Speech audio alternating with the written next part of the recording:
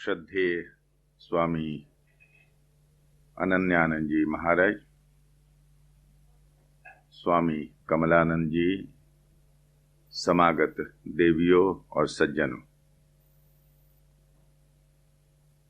रामकृष्ण विवेकानंद पर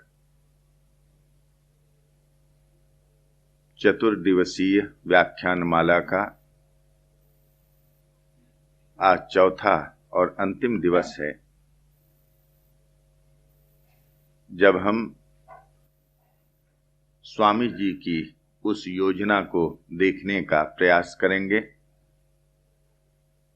जो उन्होंने भारत के नवजागरण के लिए बनाई थी। विगत 3 दिनों में श्री रामकृष्ण का विवेकानंद के साथ संबंध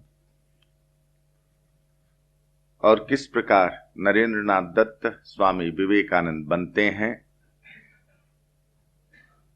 तथा भारत के संबंध में उन्होंने किस प्रकार नजदीक से देख करके उसके उत्थान के लिए प्रयत्नशील वे बने, इन मुद्दों पर आपके समक्ष चिंतन किया गया। भाई श्रीकांत जी ने यह ठीक ही कहा कि यह 125वां वर्ष है स्वामी विवेकानंद की जयंती का, और इस दृष्टि से इस उपलक्ष्य में एक बार पुनः इन महापुरुषों का चिंतन हो, यह भी अपनी दृष्टि से एक विशेष महत्व रखता है। कल हमने आपके समक्ष वह दृश्य उपस्थित किया था जब स्वामी विवेकानंद शिला पर जाकर के बैठते हैं, जिस शिला को विश्व ने बाद में विवेकानंद शिला के नाम से जाना और जहां पर आज उनका भव्य स्मारक खड़ा है। वहां विवेकानंद आत्मा का ध्यान नहीं करते, न ईश्वर का। वे ध्यान करते हैं भारत का, भारत के गरीबों और पददलितों का, और उनके मन में मंथन होता है कि ऋषियों की संतान आज पशुतुल्य कैसे हो गई है। कारणों पर वे विचार करते हैं, कैसे उन कारणों को दूर किया जा सकता है। इस पर भी उन्होंने गहन ध्यान किया और इसका फल यह हुआ कि आत्मद्रष्टा विवेकानंद उस शिला पर राष्ट्र दृष्टा संत बन जाते हैं और वे देखते हैं भारत के नवोत्थान की कड़ी को। जैसा कि कल मैंने कहा था, उन्होंने अपने एक पत्र में लिखा था, sitting on that last bit of rock at Kanyakumari I became convinced India and I hit upon a plan. उस अंतिम छोर पर भारत के उस शिलाखंड पर बैठ करके मैं पूंजीकृत भारत हो गया और मुझे एक योजना सूझी। वह कौन सी योजना थी जो स्वामी विवेकानंद के मानस पर उभरती है? उन्होंने यह देखा कि जब भी नव जागरण की सरिता बहती है तो यह सरिता 2 कूलों को छूती हुई बहती है। एक कूल है आत्म प्रत्यय का, सेल्फ डिस्कवरी का,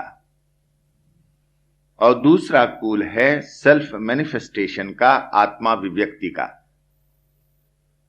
नव जागरण का प्रवाह इन 2 किनारों को छूता हुआ बहता है,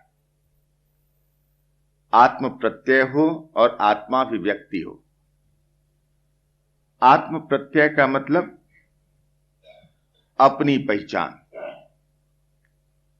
भारत अपनी पहचान भूल गया था, स्वाभिमान से रहित हो गया था। जब मनुष्य स्वाभिमान से रहित हो जाता है तो वह पशुतुल्य हो जाता है। कल हमने यह बात आपके समक्ष कही थी। इतना विशाल देश अपने आप को भूल जाता है, आत्मविस्मृत हो जाता है। स्वामी जी ने उस विस्मृति को दूर करने का ठाना,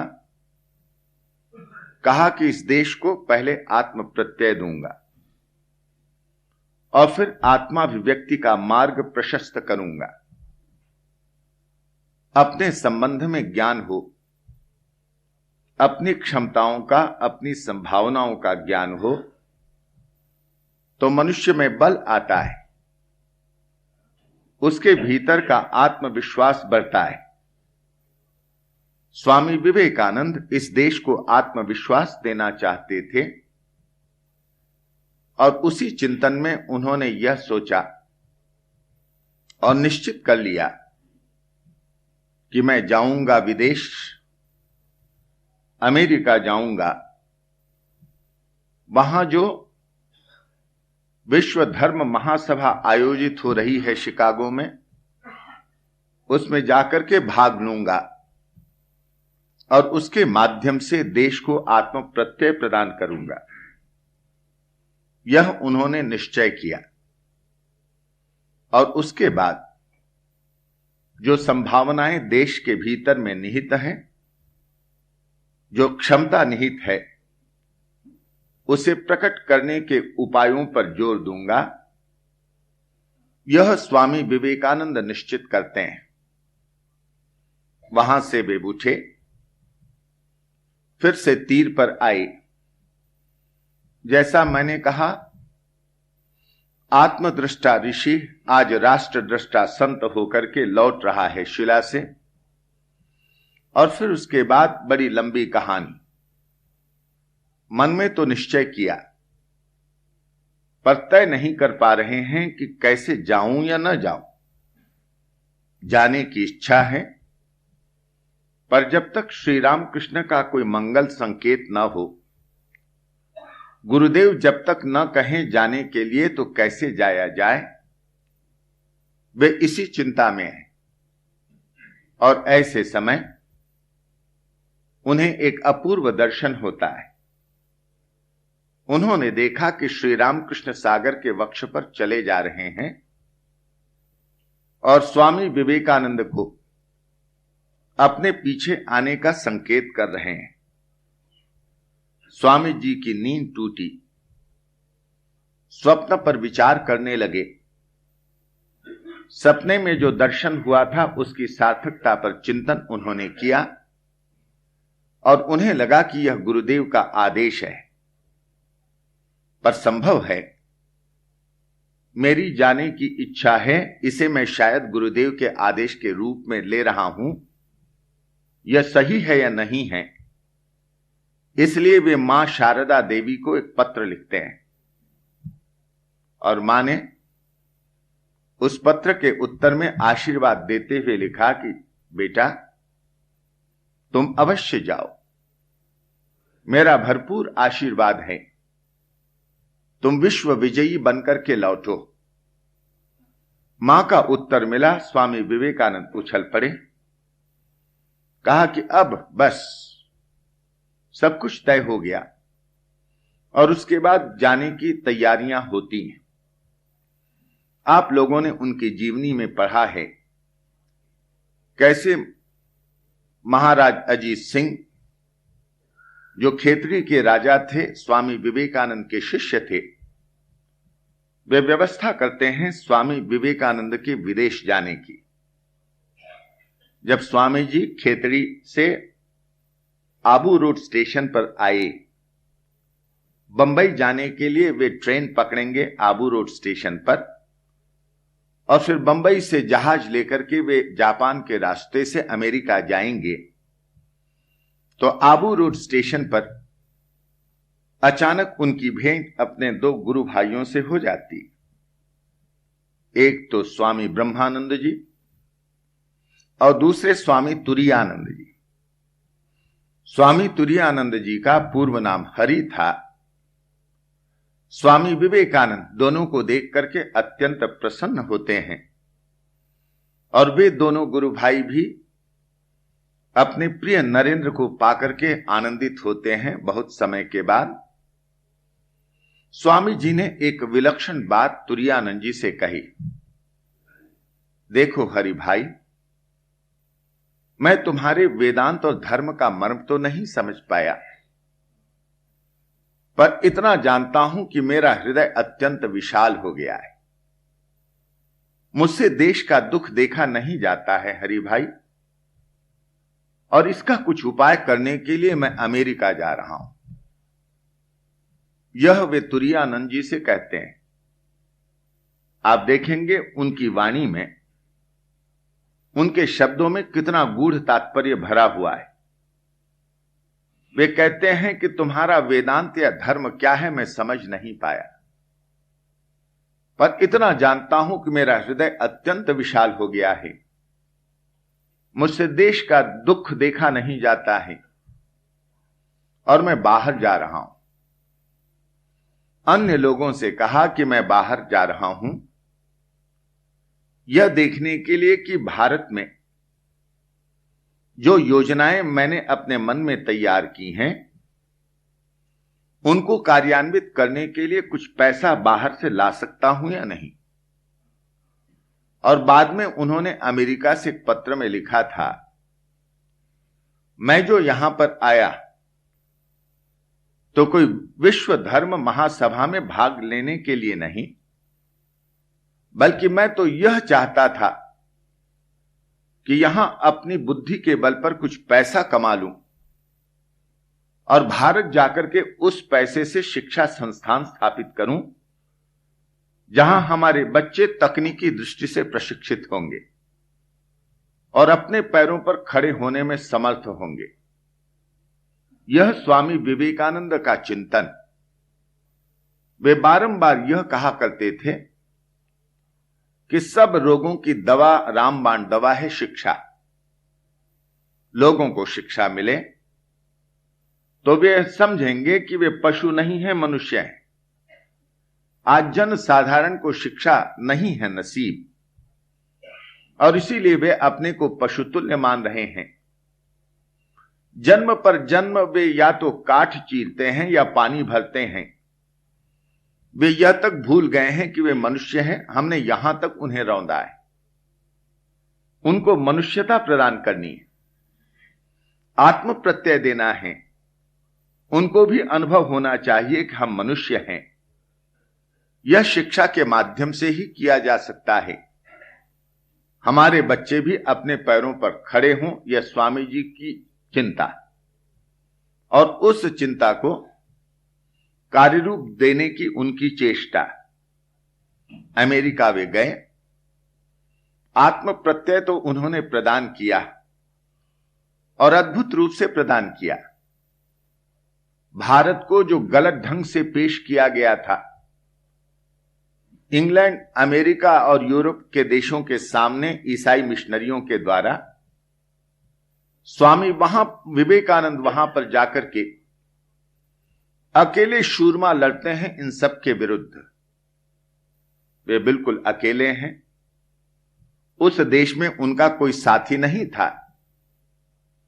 आप कल्पना कीजिए, उस समय की दुनिया में बिल्कुल अकेले वहां पर जाना। ईसाई मिशनरी उन्हें नष्ट करने पर तुले हुए हैं। उनके विरोध में सारी मुहिम वे चला रहे हैं। अकेले हैं स्वामी विवेकानंद, उनका कोई साथी नहीं है। किसी भारतीय ने उनका साथ वहां पर नहीं दिया। प्रताप चंद्र मजूमदार भी वहां थे।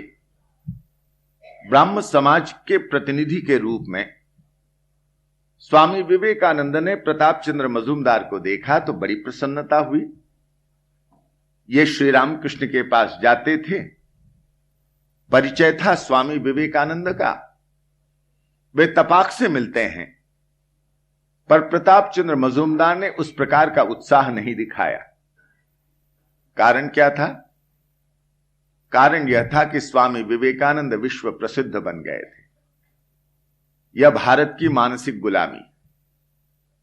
हम दूसरे का उत्कर्ष देख नहीं पाते हैं। स्वामी जी ने यह कारण अपने पत्र में लिखा था और वहां पर उन्हें अकेले ही लड़ना पड़ता है। जब वे विश्व धर्म महासभा में सम्मिलित नहीं हुए थे, उसके पूर्व भी कई घटनाएं घट गईं। वे तो गए थे यह सोच करके कि वहां पर जून के महीने में यह महासभा भरेगी, पर जाने के बाद उन्होंने सुना कि वह तो 11 सितंबर से है। अब इतने महीने कहां बिताएं? उनके पास पैसा तो था नहीं, और शिकागो एक बहुत खर्चीला शहर। उन्होंने सोचा था ठीक है, थोड़ा सा पैसा रख लें, वहां पर चले जाएंगे। पर अमेरिका तो भारत के समान नहीं था। वहां तो हर पग पर पैसे की आवश्यकता थी। क्या करेंगे स्वामी जी? फिर स्वामी जी ने वहां जाकर के यह भी सुना कि प्रतिनिधि के रूप में नाम लिखाने के लिए जो तारीख थी वह भी बीत चुकी है। अब वे क्या करें? कुछ समझ नहीं पा रहे थे। इतने दिन बिताएं तो बिताएं कैसे? किसी ने कहा कि देखिए यहां पर खर्च बहुत है, आप किसी गांव की ओर चले जाइए, कंट्री साइड में, वहां पर खर्च कुछ कम लगेगा। स्वामी जी एक दिन ट्रेन में बैठ जाते हैं और वे चले निरुद्देश्य। अब जाना है किसी कंट्री साइड में। एक महिला से उनका परिचय होता है रेलगाड़ी में। महिला पूछती हैं, स्वामी जी ने सब कुछ बता दिया। आप कहां जा रहे हैं? स्वामी जी ने कहा कि मैं कहीं विशेष रूप से नहीं जा रहा हूं। सुना है कि शिकागो बहुत खर्चीला है और कंट्री साइड में खर्च कम है, इसलिए मैं कहीं गांव की ओर जा रहा हूं। आप हमारे गांव चलिए। अनिस्कुआम की महिला थी। स्वामी जी को क्या इतराज था? वे उनके साथ उतरते हैं, अनिस्कुआम में जाते हैं। महिला ने बहुत प्रेम के साथ, आदर के साथ स्वामी जी को रखा और वहां पर उनका जो परिचित वर्ग था उनसे स्वामी जी का परिचय करा दिया। और इस परिचित वर्ग में हार्वर्ड विश्वविद्यालय के विख्यात प्रोफेसर राइट थे, हेनरी राइट, ये भी उनमें से थे। तो जो लोग आते थे स्वामी जी से मिलने के लिए, उनकी विद्वत्ता देख करके, उनकी बातचीत सुन करके बड़े प्रभावित हो गए। स्वामी जी ने अनिस्कुआम में बातचीत के सिलसिले में 2 बातें कही थी।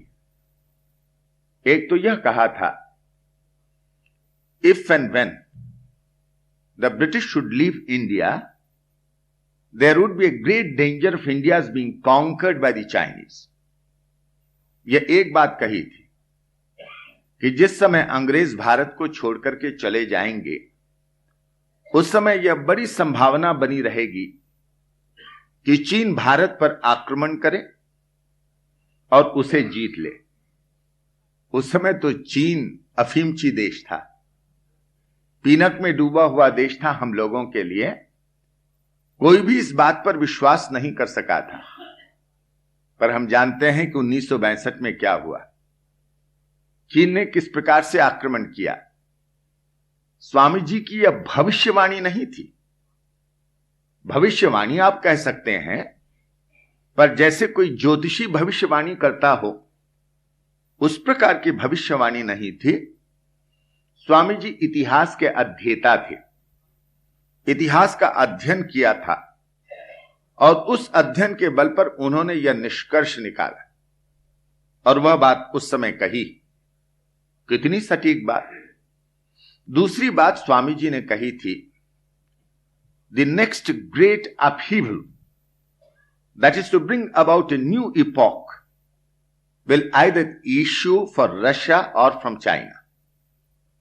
कहा था कि एक आंदोलन, एक महान आंदोलन जो इस विश्व में एक नए युग की शुरुआत करेगा।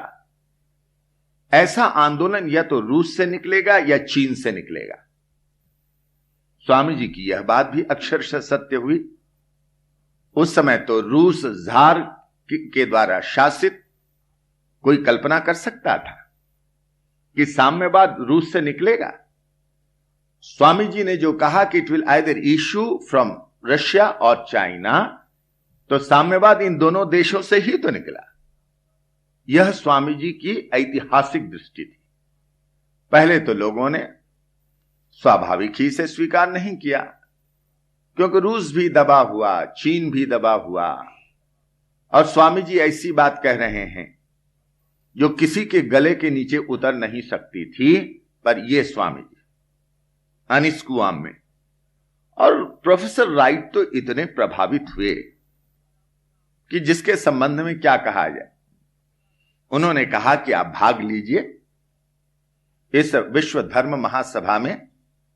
स्वामी जी बोले कि मैं तो भाग लेने के लिए ही आया हूं, पर मैंने सुना कि तारीख तो बीत चुकी है, अब मेरे पास किसी का परिचय पत्र नहीं है, क्रेडेंशियल्स नहीं है।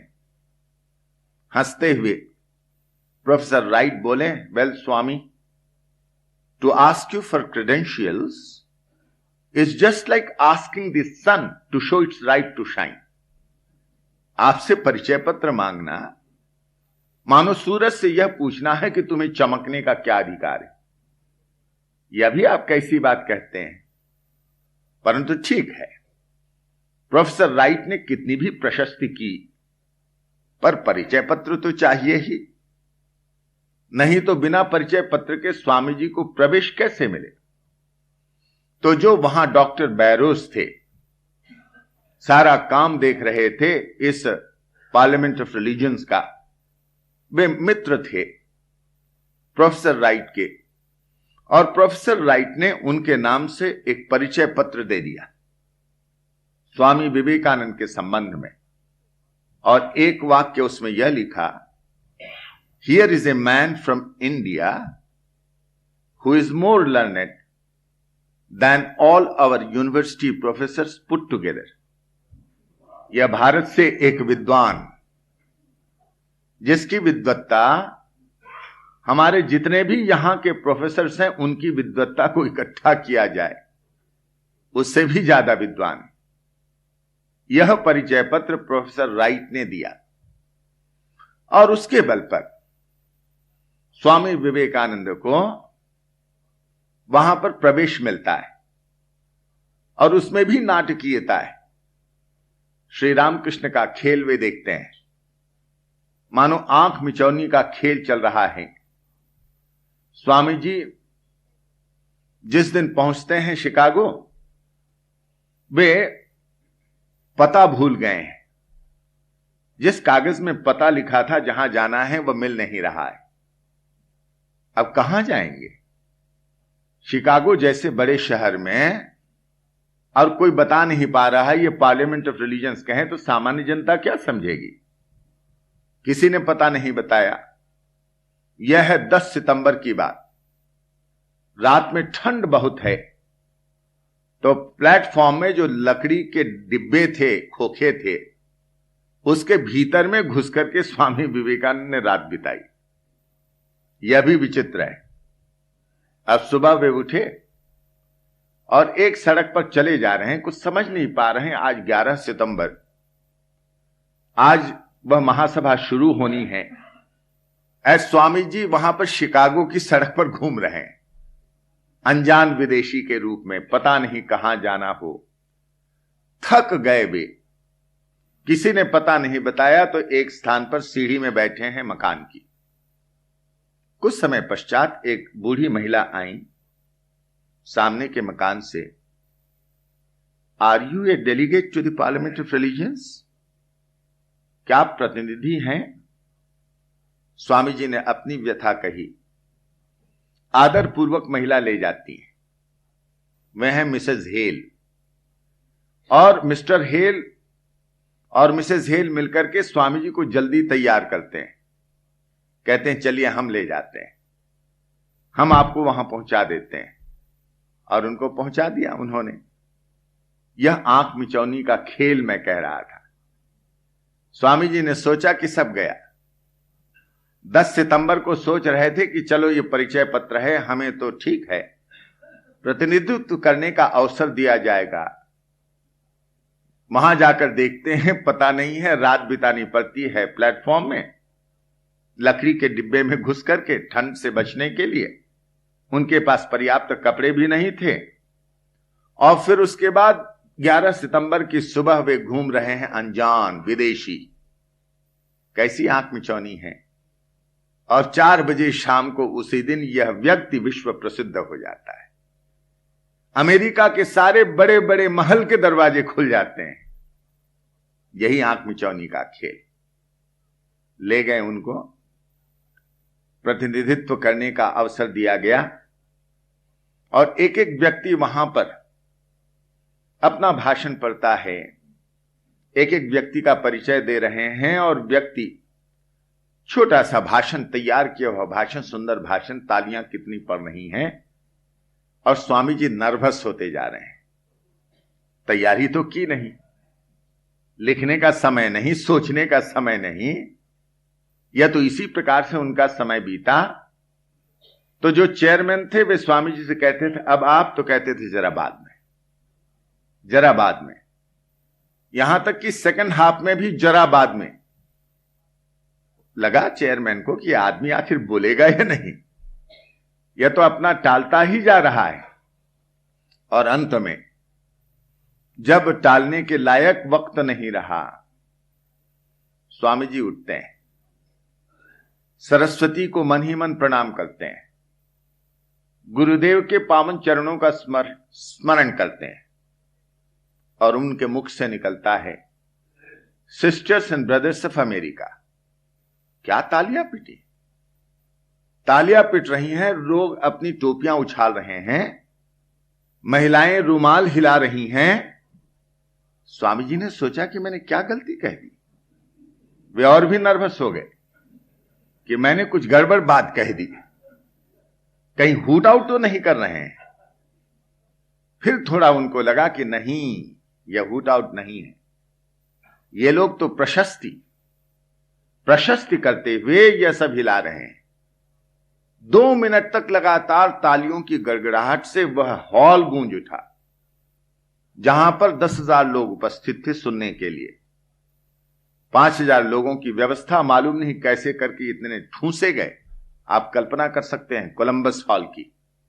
वहां पर स्वामी विवेकानंद उसके बाद जो संक्षिप्त भाषण देते हैं, उस भाषण ने विश्व प्रसिद्ध बना दिया। हिंदू धर्म की पताका सब पताकाओं के ऊपर उठ गई। जो भारत गिरा हुआ था, नीचे पतित था, आज वह भारत उठ गया। यह विलक्षण आत्म प्रत्यय देना है। स्वामी जी ने आत्म प्रत्यय दे दिया। इसके माध्यम से, अपने गुरुदेव की कृपा से, तो जो भारत नीचे गिरा हुआ था, आज एकदम विश्व के नक्शे में अत्यंत महत्वपूर्ण होकर के झलमलाने लगता है। स्वामी विवेकानंद ने क्या कहा? मैं हिंदू धर्म के नाम पर आप सबको बधाई देता हूं, धन्यवाद देता हूं। सबसे प्राचीन धर्म, जिसने किसी की निंदा नहीं की, जिसके कोश में एक्सक्लूजन नाम का शब्द नहीं। हम भले ही कहते हैं बहिष्कार, पर यह जो एक्सक्लूजन है, हम किसी को काट करके अलग रख दें, किसी से संपर्क न रखें। कहा कि एक्सक्लूजन का पर्यायवाची कोई शब्द नहीं है। हमारा यह ऐसा धर्म जहां हमने सबको अपनी छाती से लगाया, सबको अपने वक्षस्थल से लगाया, सबको यहां पर स्थान दिया। बाहर से प्रताड़ित होकर के दूसरे धर्म के लोग आए, यहां पर हमने सबको स्थान दिया।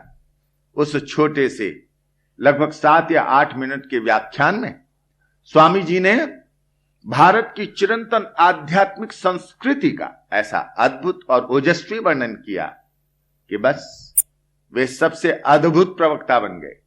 और दूसरे दिन सुर्खियों में, वहां के अखबारों में स्वामी विवेकानंद के शब्द छपे।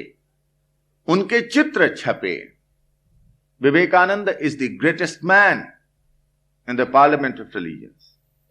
इस पार्लियामेंट ऑफ रिलीजन्स में विवेकानंद सबसे महान व्यक्ति हैं। कितनी प्रशस्तियां छपी। और जब उन्होंने हिंदू धर्म की विशेषताओं को रखा तो न्यूयॉर्क टाइम्स जैसा समाचार पत्र, सबसे अधिक बिक्री वाला ऐसा पत्र, स्वामी जी को सुर्खियों में छापता है। और एक वाक्य यह भी लिखा गया, after listening to Swami Vivekananda we feel how foolish we are to send missionaries to his country, rather it would be much better on their part to send their missionaries to us to teach us religion. यह बात वहां पर कि हिंदू धर्म इतना महान हो सकता है, इसकी कल्पना ही नहीं थी। ईसाई मिशनरियों ने अत्यंत विकृत रूप से हमारे सनातन धर्म को चित्रित किया था। प्रवेशिकाएं चलती थी, जैसे यहां पर प्रवेशिका चलती है बच्चों के लिए, उसमें चित्र छपे होते हैं। और वहां पर चित्र में आप देखते हैं कविता के माध्यम से बच्चों के सामने रोचक तथ्य रखे जाते हैं। बच्चे कविता याद करते हैं, चित्र देखते हैं, बड़ा जबरदस्त प्रभाव बच्चों के मस्तिष्क पर होता है। तो भारत के संबंध में वहां की प्रवेशिका में ऐसे ही 4 चित्र थे और चित्रों के साथ कविताएं थी। एक चित्र में यह दिखाया गया, जिस समय स्वामी विवेकानंद वहां पहुंचे हैं, अमेरिका में भारत के संबंध में लोगों की धारणा क्या थी, इसे समझने में मैं अभी जो कह रहा हूं वह सहायक होगा। एक चित्र में दिखाया गया, एक महिला अपने छोटे से शिशु को हाथ में लेकर के खड़ी है नदी के तीर पर, और उसे देख करके 4-5 मगर आ जाते हैं और ये मगर मुंह बाए वहीं पर वे भी आ गए, मुंह बाए खड़े हैं पानी में, और वे देख रहे हैं कि कब महिला अपने बच्चे को फेंके। महिला ने अपना बच्चा फेंका और ये मगर उस पर टूट पड़े। बच्चा जोरों से चिल्लाने लगा, रोने लगा, परंतु कुछ नहीं, मां के हृदय में ममता ही नहीं है। See that heathen mother stand where the sacred current flows with her own maternal hand, mid the waves her babe she throws. ये कविता उन्होंने वहां पर बनाई। इन लोगों ने, भारत में ऐसे बर्बर लोग हैं, ऐसी बर्बर मां है। Hark I hear the peaches cry, कह रहा है, कैसा लिख रहा है, पीचेस क्राई, मैं देख रहा हूं, और frightful monsters seize their prey. कितनी बातें ऐसी लिखी गई कि बच्चा चिल्ला रहा है, रो रहा है, but the mother's heart is steel. पर मां का जो हृदय है वह लोहे का है, पाषाण है, उसके कान में बच्चे का रुदन नहीं जाता। तो इसलिए क्या करो, send the Bible there, let its precept reach the heart, she may then her children spare, act the tender mother's part.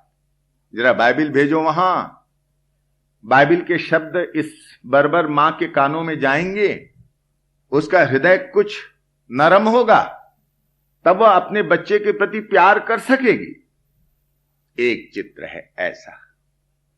दूसरा चित्र था कि एक महिला को उसका पति मर गया, एक महिला भाग रही है, 4-5 लोग उसको जबरदस्ती पकड़ करके आग में झोंक रहे हैं। ऐसा बर्बर देश है जहां महिला को इस प्रकार जिंदा जला दिया जाता है। तीसरा चित्र है जहां पर यह बताया गया कि कैसे एक मां अपने मृत शिशु को ला करके रख देती है एक स्थान पर, और पक्षी नोच नोच करके उसे खा रहे हैं, और वह अपनी आंखों से इसे देख रही है। यह ऐसा चित्र है। चौथा चित्र इसी प्रकार का, और इन सब के साथ ऐसी ही कविताएं।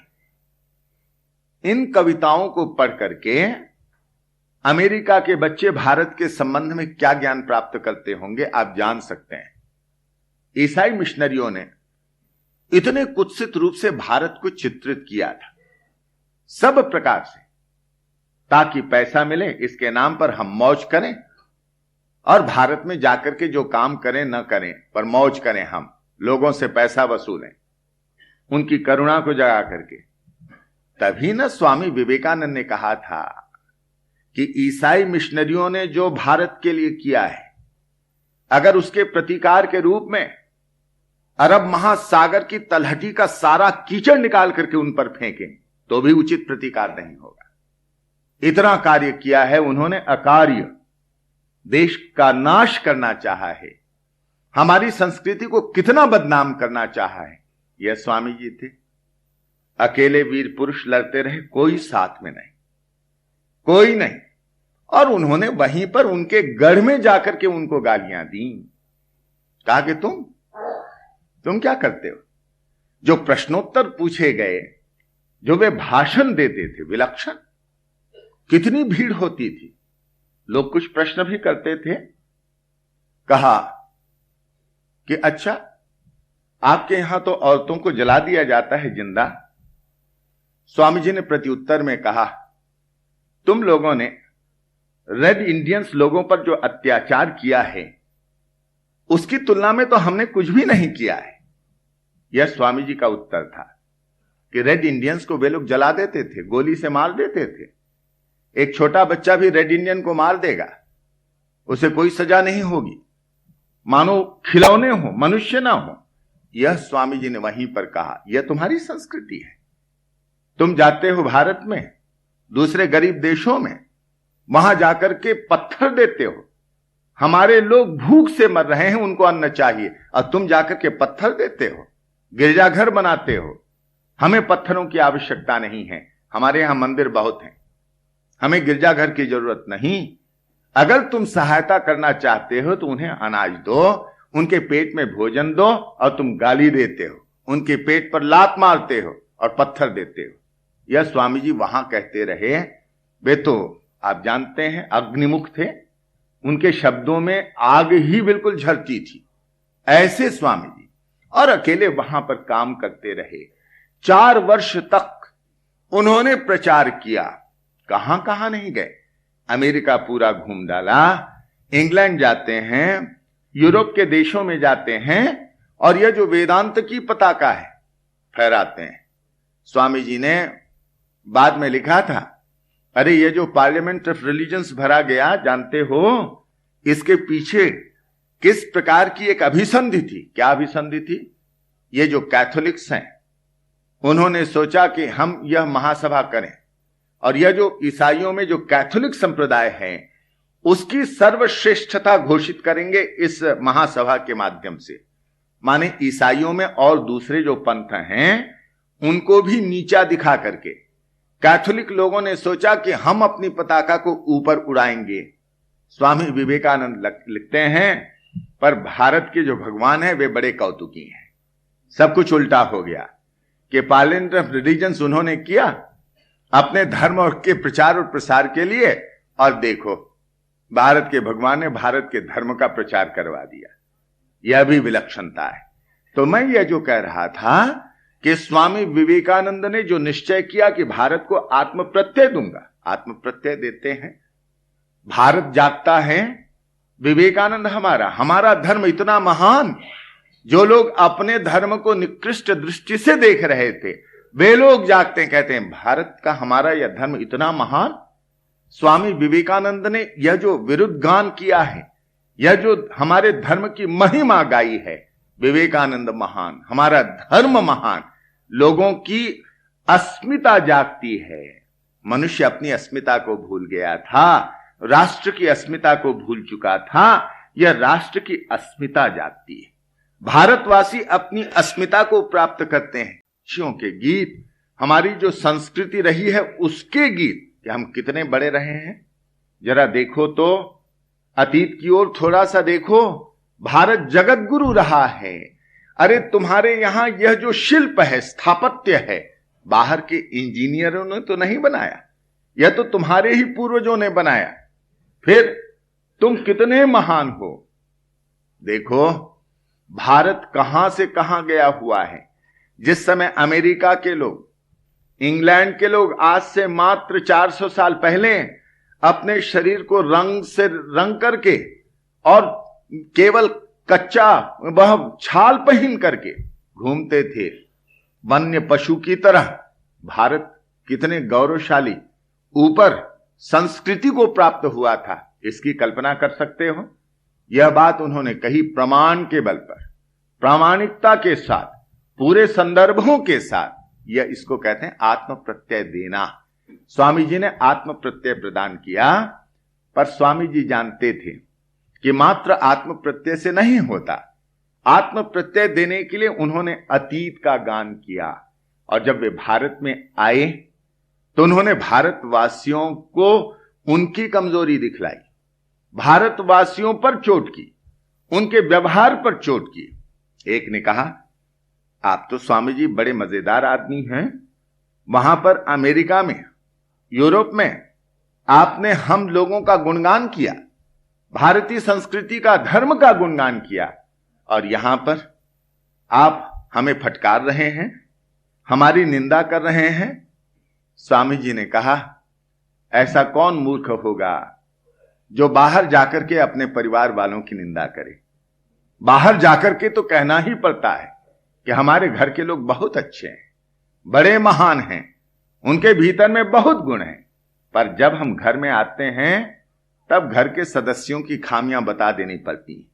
तुम में यह खामी है, तुम में यह कमजोरी, तुम में यह दोष है, नहीं तो सुधारोगे कैसे। आपने हमारे अतीत का इतना गान किया। कहा, हां अतीत का गान किया। अतीत का गान इसलिए किया कि हमारे पूर्वज बहुत आगे थे हर क्षेत्र में। किस क्षेत्र की बात कहें, गणित की, बीज गणित की, रेखा गणित की, ज्यामिति की, ललित कला के क्षेत्र की, कहानी लेखन की, व्याकरण शास्त्र की, भाषा शास्त्र की, दर्शन धर्म और अध्यात्म की बात जान दीजिए, रसायन शास्त्र की, किस बात में, किस क्षेत्र की बात करें। लौह स्तंभ है दिल्ली का, अशोक की लाट के नाम से जो जाना जाता है, कुतुब मीनार के पास 2300 साल से खड़ा है, हवा के थपेड़े खाता हुआ, सूरज की रोशनी खाता हुआ, वर्षा के थपेड़े खाता हुआ, पर उस स्तंभ में कहीं पर जंग लगा है? 2300 साल से खड़ा है, कहीं कोई जंग नहीं है। इसका मतलब कि इतने हजार साल पहले भारत लोहा गलाना जानता था। यही तो प्रमाणित होता है कि हम सब कुछ जानते थे। डेमस्कस की एक तलवार बनती थी मध्य युग में, वह भारतीय इस्पात से बना करती थी, तो हम इस्पात बनाना जानते थे, लोहा बनाना जानते थे। पहली सदी में एक ऐतिहासिक हो गए प्लिनी नाम के, वे भारत आए थे और उन्होंने लिखा है कि उत्तम किस्म का कांच बनता है भारत में। तो पहली शताब्दी में हम कांच बनाना जानते थे सब कुछ। आखिर कहां गया? गया 1000 साल की गुलामी में, सब कुछ गया, हमारा कौशल गया, हमारी प्रतिभा नष्ट हो गई। क्यों? क्योंकि हम धीरे धीरे मालूम नहीं कैसे मानो अपने भीतर में सिमटते गए। यह स्वामी जी कहते हैं इसके कारण कि धर्म को हमने जीवन के हर क्षेत्र में प्रयुक्त नहीं किया। हमको पढ़ाया गया कि धर्म को मान लो, हम पहले ऐसे नहीं थे।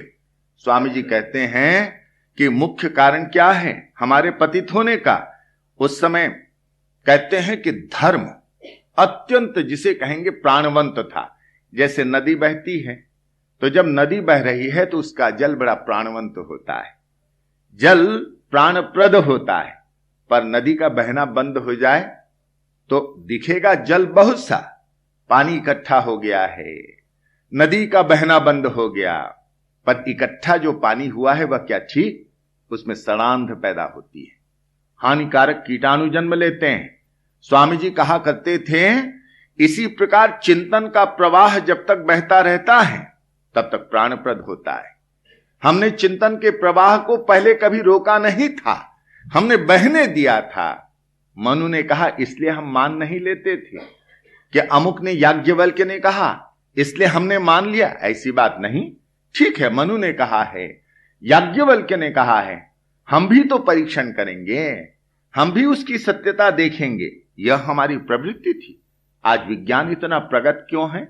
इसीलिए ना कि विज्ञान के हर क्षेत्र में गवेषणा है, रिसर्च है, अनुसंधान है, और जितना अधिक रिसर्च, गवेषणा और अनुसंधान होता रहेगा, विज्ञान का वह अंग उतना ही पुष्ट होता रहेगा। कल्पना कीजिए, आज एक वैज्ञानिक घोषणा कर दे, एक फिजिसिस्ट, एक भौतिक विज्ञानी कहे कि अब फिजिक्स के क्षेत्र में कुछ जानना बाकी नहीं रहा, बस उसी दिन से फिजिक्स मरना शुरू हो जाएगा, उसमें मृत्यु के लक्षण आ जाएंगे, वह धीरे धीरे नष्ट हो जाएगा। इसलिए हम देखते हैं विज्ञान के क्षेत्र में हर अंग में जो इतना पोषण है, किस लिए? रिसर्च, गवेषणा। ठीक इसी प्रकार हम धर्म के क्षेत्र में गवेषणा करते थे, हम चिंतन करते थे। ठीक है, गौतम ने कहा है, मुझे भी उसे देखना है, परखना है। ठीक है, गौतम ने कहा है, सही हो सकता है, पर मैं अपने तई इस बात को देखूंगा कि यह सत्य है या नहीं है। यह हमारी प्रवृत्ति थी, पर बाद में धीरे धीरे हमसे कहा गया, क्यों विचार करते हो, तर्क वितर्क क्यों करते हो, मान क्यों नहीं लेते? और यहां तक हम मानने लग गए कि आज क्या होता है, हम कहते हैं, अच्छा पंडित जी बताइए पूजा करने में कितना खर्च होगा? बता दिया पंडित जी, लीजिए ये पैसा लीजिए, आप हमारे लिए पूजा कर दीजिए।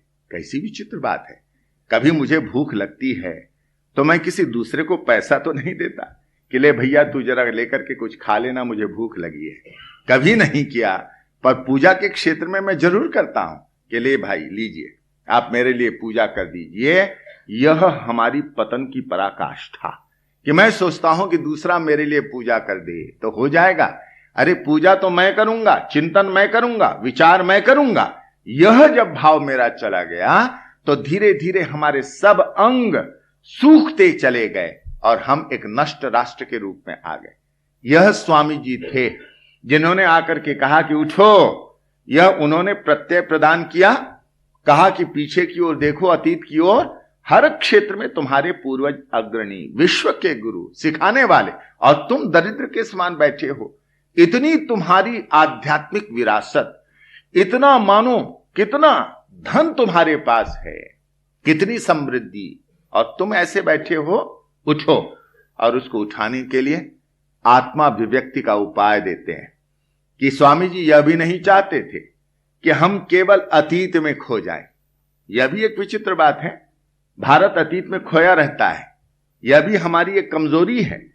स्वामी जी जो हमें अतीत की ओर ले गए केवल इसलिए कि अतीत को देख करके हमारा आत्मविश्वास जागे। हमारे पूर्वज ऐसे थे तो हम उनसे और भी आगे जाएंगे, क्यों नहीं जाएंगे? हमारे भीतर में वही रक्त है, वही क्षमता है, वही संभावना है, हम क्यों नहीं आगे जाएंगे? इस विश्वास को लाने के लिए स्वामी जी ने पीछे देखने के लिए कहा। इसके लिए नहीं कि कुछ लोग होते हैं ना जो पीछे देखते हैं तो विचित्र प्रकार से। जिस समय पहली बार चंद्रमा पर मनुष्य गया, कितनी अद्भुत बात है। मनुष्य की शक्ति का कितना अद्भुत विकास है कि मनुष्य ने कितनी तरक्की की, वह चंद्रमा पर जाने में समर्थ हुआ। हमारे एक परिचित पंडित जी थे, अरे स्वामी जी इसमें क्या विचित्र बात है, हमारे पुराणों में तो लिखा है कि उस समय तो एक ग्रह से दूसरे ग्रहों में जाया करते थे। धन्य है बाबा, अरे आज एक मनुष्य जा रहा है तो मानो वो प्रशंसा नहीं कर पा रहा है, कहता हमारे पुराणों में था। अरे था तो था, आज क्या है? जैसे हम देखते हैं ना, पहले, आजकल तो लखनऊ में ये तांगे वाले बहुत कम हो गए हैं, पहले बहुत तांगे वाले थे।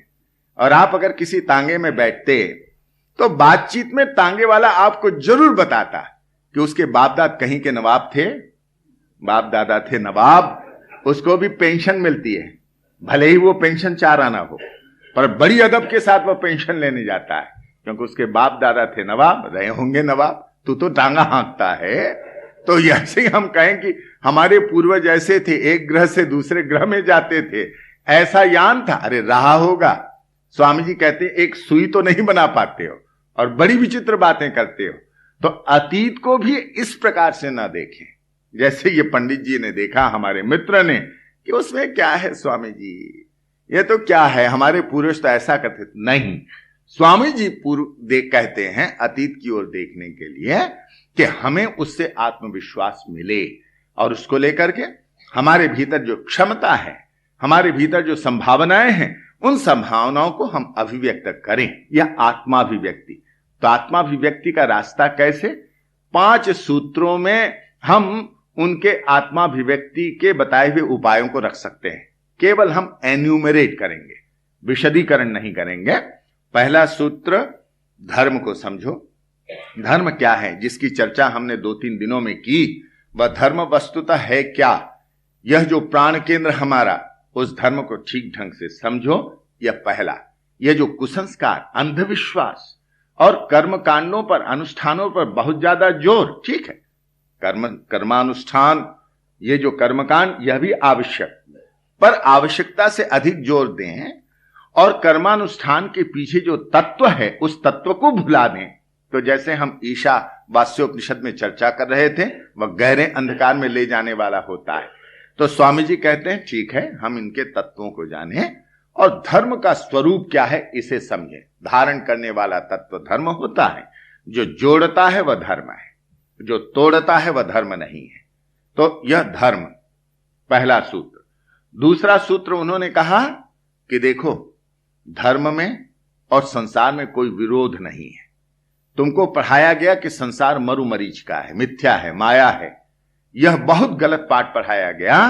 असल में संसार में और धर्म में, संसार में और ईश्वर में कोई विरोध नहीं है। स्वामी जी ने इसीलिए धर्म की वह व्याख्या हमारे समक्ष रखी जो कणाद करते हैं। वैशेषिक दर्शन के प्रणेता कणाद कहते हैं, यतो अभ्युदय निःश्रेयस सिद्धि सधर्मा। जिससे अभ्युदय और निःश्रेयस दोनों सधते हैं वह धर्म है। तो धर्म से हमारा अभ्युदय भी सधे, हमारा भौतिक उत्कर्ष हो और उसके द्वारा हमारा आध्यात्मिक उत्कर्ष हो। हम भौतिक दृष्टि से अग्रणी बने और आध्यात्मिक क्षेत्र में भी ऊपर उठें। यह स्वामी जी की कल्पना थी। वे यहां पर मशीन लाना चाहते थे इसलिए कि हम आगे बढ़ें। और आपको सुनकर के बहुत आश्चर्य होगा कि जमशेद जी टाटा को प्रेरणा देने वाले, और केवल प्रेरणा ही नहीं बल्कि उनकी सहायता करने वाले स्वामी विवेकानंद, जब पहली बार स्वामी जी जा रहे हैं अमेरिका को, जिस जहाज में, उसमें जमशेद जी भी थे। वे भी जवान थे, स्वामी जी की उम्र के थोड़े से बड़े रहे होंगे। दोनों में बातचीत होती है। बड़े प्रभावित होते हैं जमशेद जी युवा सन्यासी को देख करके, और उसके बाद उनका नाम जानना चाहते हैं कि वह कौन सन्यासी था जो मेरे साथ गया था। नाम का पता नहीं चलता है। केवल इतना सुना कि एक स्वामी विवेकानंद नाम के सन्यासी ने अमेरिका में तहलका मचा दिया और विश्व में वह तहलका मचाने वाला सिद्ध हुआ। पर उनको पता ही नहीं था कि जो सन्यासी मेरे साथ गए उनका नाम विवेकानंद। तो इसलिए वे जानना चाहते थे कि वह कौन था, क्योंकि जो सन्यासी गए यानी विवेकानंद, उन्होंने बहुत प्रशंसा की जमशेद जी की, तकनीकी, उनकी जो उनका कारखाना, उनका जो योगदान देश को तकनीकी क्षेत्र में बहुत बढ़ावा दिया। और इसके बाद एक दिन जमशेद जी को स्वामी विवेकानंद का चित्र देखने को मिला तो वे तो एकदम उत्साहित हुए। अरे यही तो हैं, अरे यही तो मेरे साथ गए थे। उस समय वे एक योजना बना रहे थे कि प्रशिक्षण संस्था यहां पर मैं खोलूं, अपने बच्चों को प्रशिक्षित करने के लिए। मैनचेस्टर, ग्लासगो, बकिंघम बड़ा खर्चीला है, तो यहां पर तकनीकी प्रशिक्षण संस्था हो, हमारे बच्चे प्रशिक्षित हों, कारखाने में लगे टाटा नगर के, वहां रखें, और नहीं तो उनके लिए दूसरा कारखाना खोलें, और इस प्रकार हमारा देश आत्मनिर्भर हो। उन्होंने अंग्रेज सरकार के पास एक प्रस्ताव रखा, अंग्रेज सरकार ने नामंजूर कर दिया। तत्कालीन कांग्रेस के जो अध्यक्ष थे उनके पास प्रस्ताव भेजा, और कांग्रेस के अध्यक्ष ने यह कहकर के जमशेद जी को उनका प्रस्ताव वापस कर दिया कि हम लोग मशीनीकरण के विरुद्ध हैं, इसलिए आपका यह प्रस्ताव हम बर्तानिया सरकार के पास नहीं भेज सकते अपनी संस्तुति के साथ, इसलिए आपको वापस कर रहे हैं। अब जमशेद जी क्या करें? तब विवेकानंद की याद आती है। बेलूर मठ में दोनों की भेंट होती है। स्वामी विवेकानंद बहुत उत्साहित करते हैं, और केवल उत्साहित ही नहीं, उनकी जो 2 शिष्याएं थी विदेशी, एक तो भगनी निवेदिता मिस मार्गरेट नोबल और दूसरे सिस्टर क्रिस्टीन, इन लोगों का परिचय घनिष्ठ रूप से था तत्कालीन वाइसरीन के साथ। तो स्वामी जी ने कहा कि टाटा को मदद करने के लिए, और बाद में सिस्टर क्रिस्टीन और भगनी निवेदिता भाई श्रीन से मिलकर के और वो जो कार्य करती हैं, अंत में बेंगलोर में वह जो इंस्टीट्यूट ऑफ साइंस स्थापित हुआ, वह आप जानते हैं टाटा के पैसे से हुआ। इसके पीछे में स्वामी जी की कैसी प्रेरणा थी, हमें से बहुत से लोग नहीं जानते। ये स्वामी, यह दूसरा सूत्र। तीसरा सूत्र स्वामी जी देते हैं, वे कहते हैं कि धर्म को जीवन में उतारना चाहते हो, धार्मिक कहलाना चाहते हो, तो धर्म की कसौटी है सेवा। यदि जीवन में सेवा के रूप में धर्म उतरता है, तब तो तुम धार्मिक हो। तुम मंदिर में कितनी देर जाते हो, बैठते हो, कितनी बार जाते हो, यह धार्मिकता की कसौटी नहीं है। धार्मिकता की कसौटी यह है कि तुम दूसरों के लिए कितना जीते हो। अपने लिए तो सभी जीते हैं, पशु भी अपने लिए जीता है। मैसूर के महाराजा को उनके पत्र के उत्तर में स्वामी जी ने लिखा था, well Maharaja, they alone live who live for others, the rest are more dead than alive. वे ही जीवित हैं जो दूसरों के लिए जीते हैं, शेष सभी तो जीवित की अपेक्षा मृत ही अधिक हैं। तो यह सेवा का तत्व कि धर्म हमारे जीवन में उतरे सेवा का रूप लेकर के। तीसरा सूत्र। चौथा सूत्र, नारी शक्ति का जागरण। वे कहा करते थे, नर शक्ति और नारी शक्ति पक्षी के दो डैनों के समान है। एक डैना अगर चोट खा जाए तो पक्षी उड़ नहीं पाता है। पक्षी को उड़ने के लिए दो पंख चाहिए, और दोनों पंख समान रूप से स्वस्थ और बली हों, संतुलित हों, तभी पक्षी उड़ता है। तो इसी प्रकार इस समाज रूपी पक्षी को उड़ने के लिए, देश रूपी पक्षी को उड़ने के लिए दोनों पंखों की आवश्यकता है, नर शक्ति और नारी शक्ति। नारी शक्ति दबी है, उस नारी शक्ति को जगाने के लिए वे मार्गरेट नोबल को ले आए, भगनी निवेदिता नाम दिया। और आप कलकत्ता वासी जानते हैं कि भगनी निवेदिता ने नारियों को जगाने के क्षेत्र में कितना अद्भुत कार्य किया है, उसके संबंध में कुछ कहने की आवश्यकता नहीं। तो स्वामी जी इस नारी शक्ति को जगाना चाहते थे, और चाहते थे कि हमारी नारी शिक्षित हो, उसे शिक्षा मिले। एक ने तो कह ही दिया, आप तो कुछ पक्षपाती मालूम पड़ते हैं नारी शिक्षा के संबंध में। स्वामी जी ने कहा, हां मैं पक्षपाती हूं। क्यों भला? एक लड़के को शिक्षित करो तो एक व्यक्ति शिक्षित होता है, एक लड़की यदि शिक्षित होती है तो पूरा परिवार शिक्षित होता है। इसलिए मैं लड़कियों की शिक्षा चाहता हूं। यह स्वामी जी का कथन था, नारी शक्ति का जागरण। और पांचवा जो सूत्र अंतिम, वह जो उन्होंने कहा, ठीक है, एक बार उन्हें प्रस्ताव मिला कि ठीक है हरि कीर्तन सभा में जाने का, तो हरि कीर्तन में तो करताल लेंगे, खोल लेंगे। स्वामी जी ने कहा कि यह सब ठीक है, पर आज जिसकी आवश्यकता है, हम नगाड़ों पर चोट करना चाहते हैं। क्या हमारे देश में भेरियां नहीं बनती, बिगुल नहीं बनते, मारू बाजे नहीं बनते? आज नगाड़ों पर चोट करने की आवश्यकता है। आज मारू बाजे हमें बजाने होंगे। Let for 50 years to come mother India be your only goddess, throw away all your gods and goddesses, they are sleeping. आने वाले 50 वर्षों के लिए एकमात्र भारत माता ही तुम्हारी इष्ट देवी बने, बाकी के देवी देवता सोए हैं, उनको तुम किसी भी प्रकार खलल मत दो, उनकी नींद में सोए रहने दो, मत जगाओ।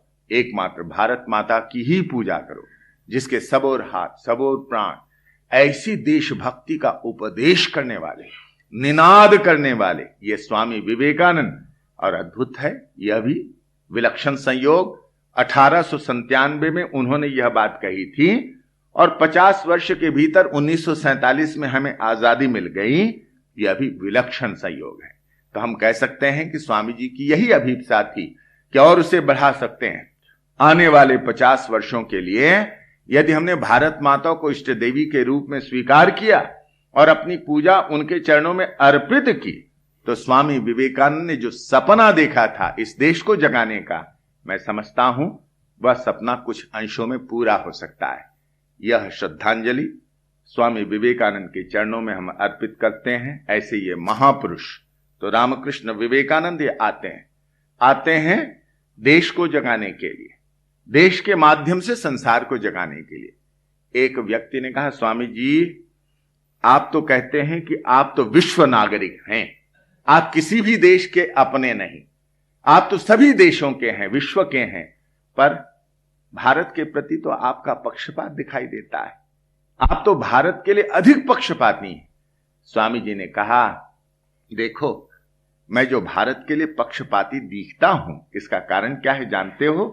क्योंकि मैं चाहता हूं कि विश्व नष्ट ना हो, दुनिया नष्ट ना हो, संसार का नाश ना हो।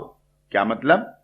कहा कि अगर भारत मर जाएगा तो विश्व का सारा अध्यात्म मर जाएगा, दुनिया में अध्यात्म फिर रहेगा नहीं, धर्म रहेगा नहीं, और फिर तो केवल स्वार्थ, लिप्सा, यही सब राज्य करने लगेंगे।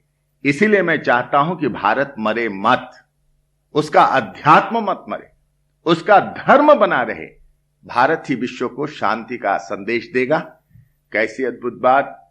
अर्नल्ड टॉयनबी विश्व इतिहासज्ञ यही बात कहते हैं, बड़ी विलक्षण बात कहते हैं। स्वामी जी ने तब यह बात कही थी। और अर्नल्ड टॉयनबी क्या कहते हैं? कहते हैं the 20th century had a western beginning and it has already seen 2 world wars. इस 20वीं शताब्दी का प्रारंभ पश्चिमी तरीके से हुआ और 2 महायुद्ध हो गए, कितना विनाश हुआ। And if this world has to survive, this 20th century must have an Indian end. अगर 20वीं सदी को बचना है, विश्व को बचना है, तब तो 20वीं सदी का अंत भारतीय तरीके से हो। जिस 20वीं शताब्दी का प्रारंभ पश्चिमी तरीके से हुआ, जिसके कारण 2 महायुद्ध हो गए, अगर इस संसार को बचना है तो इसका अंत भारतीय तरीके से हो। और भारतीय तरीके में क्या? बुद्ध की करुणा, गांधी की अहिंसा और रामकृष्ण का सर्वधर्म संभाव, ये 3 ये इनकी भारतीय बात, मूल बात। यह कहते हैं ये कि बुद्ध की करुणा, गांधी की अहिंसा और स्वामी श्री रामकृष्ण देव ने अपने जीवन में यह जो सब धर्मों की सत्यता अपने जीवन के माध्यम से घोषित की, प्रमाणित की, वह यही भारतीय तरीका है। कहते हैं यह भारतीय पद्धति है। तो यदि विश्व को बचना है तो यह, और स्वामी जी क्या कहते हैं? भारत के लिए मैं पक्षपाती दिखता हूं, इसलिए कि भारत यदि मर जाएगा तो दुनिया से अध्यात्म नष्ट हो जाएगा। दुनिया में अध्यात्म कहीं नहीं है, भारत में है। धर्म कहीं नहीं है। लोग पंथ के नाम से लड़ते हैं, कबीले हैं वे, धर्म कहते हैं, धर्म नहीं है। धर्म वास्तव में भारत में है, हमारे खून में, हमारे रक्त में है। और सचमुच में जिसको दुनिया ने हिंदू धर्म के नाम से जाना, वह हिंदू धर्म ही तो वास्तविक रूप से विश्व धर्म बन सकता है, क्योंकि हमने कभी किसी धर्म वाले पर चोट नहीं की। वह हिंदू धर्म ही है जो गिरजाघर खड़ा कर देता है ईसाइयों के लिए। वह हिंदू धर्म ही है जो मुसलमानों के लिए मस्जिद बना देता है, कभी तोड़ता नहीं है। जोड़ने वाला तत्व, इसे बचा करके रखना है। यह स्वामी जी का आह्वान, उनके चरणों में श्रद्धांजलि अर्पित करते हैं। मैं पुनः धन्यवाद देता हूं आप सबको जो इतने दिन लगातार आप आते रहे। विशेष करके संगीत कला मंदिर ट्रस्ट, इनको धन्यवाद देता हूं। और यह जो स्वामी विवेकानंद का साहित्य है, जो इतना हम कहेंगे कि तेजस्विता से भरा साहित्य, ये जो अद्वैत आश्रम के स्वामी जी महाराज आए हैं तो एक योजना बनाई है, सुलभ दाम में लोगों के पास तक यह साहित्य चला जाए। अंग्रेजी में 100 रुपए में पूरा यह जो सेट है विवेकानंद साहित्य का, the complete works of Swami Vivekananda, और उसी प्रकार हिंदी में 10 वॉल्यूम में जो है एक सेट 100 रुपए में पहुंच जाए, जिसके संबंध में श्रीकांत भाई ने आपको प्रारंभ में बताया। तो यह योजना है, यह योजना आपके आर्थिक सहयोग से बहुत जल्दी कारगर हो सकती है। तो हम यही अनुरोध करेंगे कि आप जो लोग इसमें आर्थिक सहयोग देना चाहें, अद्वैत आश्रम में जाकर के जो 5D एंटली रोड में है, स्वामी जी महाराज से संपर्क कर लें, अपना सहयोग उन्हें दें, जिससे यह साहित्य घर घर पहुंच जाए। यह हम चाहते हैं, यह प्रेरणादायक साहित्य। और अंत में मैं इस अद्भुत दंपत्ति के प्रति श्रद्धावान हूं, बिरला दंपत्ति, सौभाग्यवती सरला जी और भाई बसंत कुमार जी, जिनका यह प्रेम, जिनका स्नेह मुझे आकर्षित करता रहता है। धार्मिक भाव उनका उत्तरोत्तर बढ़ ही रहा है। प्रभु भौतिक दृष्टि से भी, आध्यात्मिक दृष्टि से भी उन्हें इसी प्रकार उत्तरोत्तर वृद्धि देते रहें। उनके कारण यहां पर यह सब हलचलें चला करती हैं, कितने प्रवचन आयोजित करते हैं। तो प्रभु के चरणों में उनके लिए विशेष मंगल कामना, आप सबके लिए मंगल कामना करता हुआ अपनी वाणी को विराम देता हूं। हरि ओम तत्सत।